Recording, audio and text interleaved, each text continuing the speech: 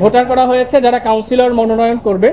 সেখানে 15টা ক্লাবকে তারা যেই 15টা ক্লাবকে বোর্ড কাউন্সিলর হিসাবে লিস্ট দিয়েছিল, কিন্তু নির্বাচন কমিশন তারা 15টা ক্লাবকে বাদ দিয়েছে। মোট 76টা ক্লাব ছিল, 61টা ক্লাবকে রেখেছে আর 15টা ক্লাবকে বাদ দিয়েছে। ওই 15টা ক্লাবের মধ্যে আমরা 12টা এবং পরবর্তীতে গুলশান ক্লাবের পক্ষে cricketer Tamim Iqbal vice president তিনি ছিলেন, আমরা মোট 13টা ক্লাবের পক্ষে এখানে আপত্তি শুনানি করেছি। ক্লাবগুলোর নাম কি বলবো?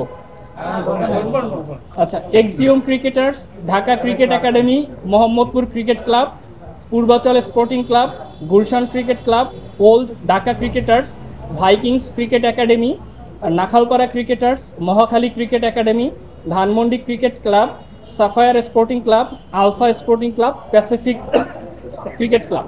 Gold's Gym across 30 plus countries with over 700 plus locations worldwide. Train anywhere, belong everywhere. এখন এখানে একটা দুদক একটা প্রাথমিক বা এনফোর্সমেন্ট অভিযান করেছিল। অভিযান করে বলেছে যে কিছু কিছু ক্লাবের ঠিকানা, তারপরে তাদের অফিস, এগুলো নিয়ে কিছু অসঙ্গতি আছে, পত্রপত্রিকায় রিপোর্ট আসছে, এই কারণে তাদের বিরুদ্ধে একটা তদন্ত হতে পারে। আর ইলেকশন কমিশন তারা ওই দুদকের ওই বিষয়টাকে আমলে নিয়ে তারা ক্রিকেট বোর্ডের কাছে মতামত চেয়েছিল যে এদের ব্যাপারে দুদকের একটা অনুসন্ধান হতে পারে, তো এদেরকে কাউন্সিলর হিসেবে রাখা হবে কিনা। তো ক্রিকেট বোর্ড মতামত দিয়েছে যে যেহেতু কোনো আদালত থেকে দণ্ডাদেশ দেওয়া হয় নাই, একটা অনুসন্ধান চলে, এই অনুসন্ধানের কারণে কোনো যোগ্যতা প্রভাবিত হবে না, তারা কাউন্সিলর হতে পারবে। তবে চূড়ান্ত সিদ্ধান্ত ইলেকশন কমিশনের উপর। ইলেকশন কমিশন কি বলেছে? ইলেকশন কমিশন বলেছে ক্রিকেটের উজ্জ্বল ভবিষ্যতের কথা বিবেচনায় নিয়ে এবং বৃহত্তর জাতীয় স্বার্থে এই 15টা ক্লাবকে তারা বাতিল করেছে এবং খসড়া ভোটার তালিকা থেকে বাতিল করেছে এবং তাদের ঠিকানা, তাদের অফিস অ্যাড্রেস, এই জিনিসগুলো তাদের কাছে চেয়েছে। তো আমরা আপত্তি দাখিল করে বললাম যে কাউন্সিলর কারা হবেন এটা বিসিবির যে গঠনতন্ত্র এবং নির্বাচন বিষয়ক যে নীতিমালা এইটা দ্বারা নির্ধারিত। তো 2025-এর নীতিমালায় আছে যে বোর্ড কাউন্সিলরের তালিকা প্রণয়ন করবে, ইলেকশন কমিশন প্রকাশ করবে।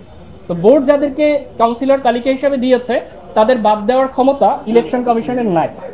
আর বাদ যদি দিতেও চায়, কাকে বাদ দিতে পারবে? তো অযোগ্যতা যেখানে আছে, সাধারণ পরিষদ অযোগ্যতা অনুচ্ছেদ 10, সেখানে বলা হচ্ছে যে প্রচলিত ফৌজদারি আইন অনুসারে সাধারণ পরিষদের কোনো সদস্য দণ্ডপ্রাপ্ত হইলে বা আদালত কর্তৃক দেউলিয়া ঘোষিত হইলে বা মানসিকভাবে অসুস্থ প্রমাণিত হইলে। তা আমাদের এখানে কেউ তো দণ্ডপ্রাপ্ত না, দুদক একটা অভিযান করেছে, অনুসন্ধান করার সুপারিশ করেছে, এটা খুবই প্রিম্যাচিউর যে এই কারণে তাদেরকে এখান থেকে বাদ দেওয়া। তা আমরা এই বিষয়টি কমিশনের সামনে তুলে ধরেছি।